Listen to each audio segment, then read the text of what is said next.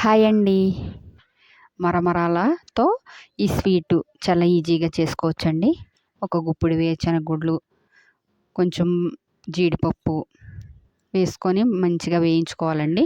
అందులోనే ఒక 3 కప్పులు మరమరాలు కూడా వేసుకొని వేయించుకోవాలండి. బాగా కరకరలాడేలాగా వేయించుకొని 3 కప్పులు వేసుకున్నాను కదండీ మరమరాలు. ఒక అరకప్పు షుగర్ వేసుకోవాలండి. అందులో 2 యాలకులు వేసుకున్నానండి.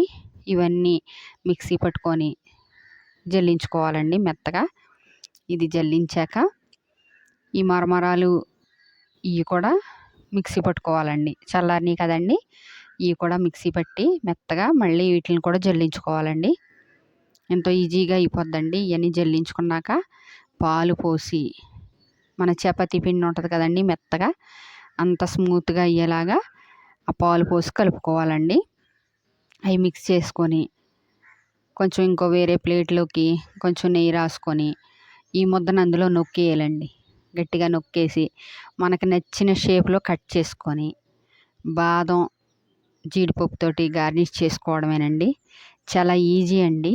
పిల్లలు ఎప్పుడన్నా ఇలాగ స్వీట్ కావాలి అన్నప్పుడు, లేకపోతే మనం వెంటనే షాప్కి వెళ్ళలేం కదండి, అలాంటప్పుడు ఎంతో ఈజీగా ఇలా చేసుకోవచ్చండి. ఇంతేనండి. మీరు కూడా ఇలా ట్రై చేయండి. ఇంట్లో ఎలా ఉందో నాకు కామెంట్ పెట్టండి. Please subscribe.